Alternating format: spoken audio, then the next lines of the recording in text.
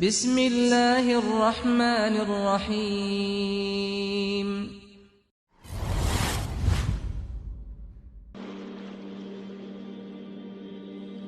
Kalau syaitan yang masuk ke dalam tubuh manusia, sering mengganggu pikiran atau was-was atau membuat takut dan seterusnya, ini harus diruqyah atau seperti apa?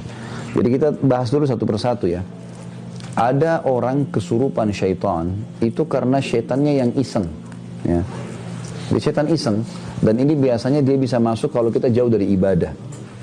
Ya, kita jauh dari ibadah. Misalnya memang kita nggak pernah zikir pagi sore, sholatnya bolong-bolong, segala macam. Nah ini kalau kita datang ke satu lokasi, setan seperti penjahat lagi lewat, dia kemudian mengganggu. Ini.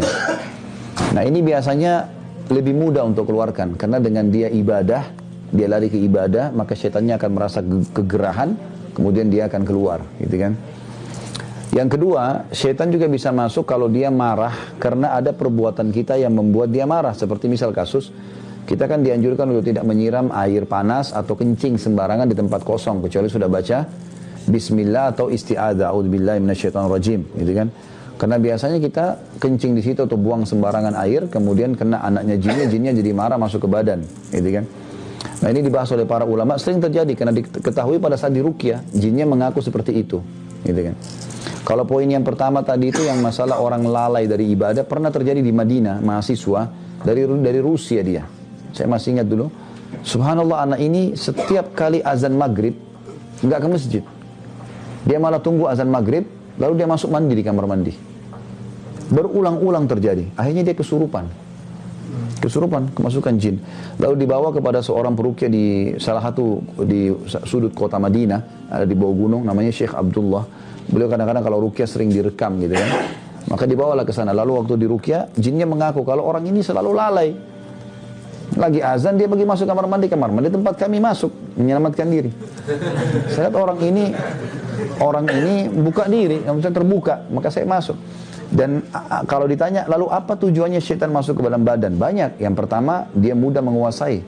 Dia bisa menguasai kita sehingga dia sesat. Dia menyesatkan kita. Karena kan tugas utama syaitan dari iblis menyesatkan kita. Makanya kata Nabi SAW, kalau kalian sedang menguap, tahanlah. Baik tahan dengan bibir atau kita tahan dengan tangan. Karena kalau dia buka, maka syaitan akan masuk ke dalam tubuhnya dan menguasainya. Dia bisa menguasai sebenarnya gitu kan. Apalagi kalau lagi sholat. Jadi ini contoh-contoh. Jadi yang pertama, bisa saja karena kelalaian kita, maka dia masuk. Yang kedua, karena dia iseng gitu kan. Yang ketiga, karena dasarnya kitanya manggil-manggil.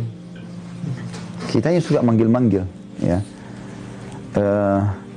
Ini biasanya orang yang kayak semua kasih sesajen di gunung-gunung, di gua, di lautan, lalu dia panggil-panggil, wahai penjaga gua, apalah penjaga gunung, panggil-panggil namanya. Nah ini biasa kena panggil-panggil, nanti dia bisa kesurupan, gitu kan? Kesurupan. Yang keempat, dia ditransfer oleh orang lain, seperti tenaga dalam, ya. Itu biasanya kan syaratnya dimandiin malam hari, apalah dengan rujuk kembang, apalah segala macam ini. Maka ditransfer syaitan itu, bahasanya di Indonesia biasa transfer aura. Padahal sebenarnya bukan transfer aura, itu tuh memang ada jin. Karena rata-rata teman-teman yang pernah belajar ini, tenaga dalam, segala macam, mandi tengah malam, ini begitu kami ajarin ruqyah, begitu dia ruqyah dia muntah-muntah. Reaksinya sendiri ada gitu. Jadi memang reaksi itu bisa terjadi. Ini termasuk bisa.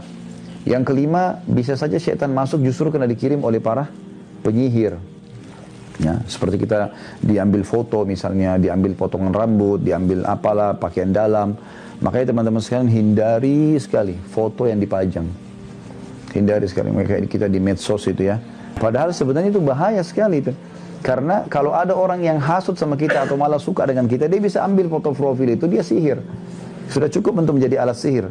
Nabi SAW pernah disihir oleh Lubab bin A'sam, orang Yahudi. Ya. Nabi SAW sebulan teman-teman nggak sadar, nggak tahu apakah sudah kasih giliran istrinya atau belum. Sampai kadang-kadang istrinya ingatkan, ya Rasulullah belum Anda datang ke tempat kami. Seperti itulah. Maka yang terjadi pada saat itu, Nabi SAW berdoa kepada Allah setelah sebulan, kemudian Allah berikan petunjuk, ternyata Allah buka melalui malaikat yang menyampaikan ada seorang Yahudi namanya Lubab bin A'sam, dia tinggal di suku Za'far dan dia mengambil potongan sisir Nabi dan rambutnya yang dililit di batang pohon kurma yang sudah rusak, terus ditaruh dalam sumur tua. Maka Nabi SAW mengajak Zubair dan Ali radhiyallahu anhum ajma'in, lalu membongkar sumur tersebut, mengeluarkan lalu memusnahkan buhulnya. Ya. Makanya ini harus hati-hati teman-teman sekalian. Ya. Kita harus bertakwa kepada Allah.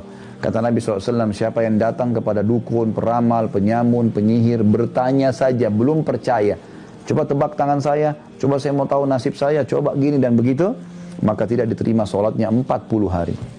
Ke belakang ya, bukan ke depan. Jadi teman-teman gak usah tanya, saya masih sholat gak Ustaz? Karena bukan yang belum dikerjakan, yang sudah dikerjakan hilang 40 hari. Kalau 2 kali ke dukun ya hitung saja sendiri, 10 kali ya hitung saya sendiri, urusan Anda sama Allah udah, gitu kan.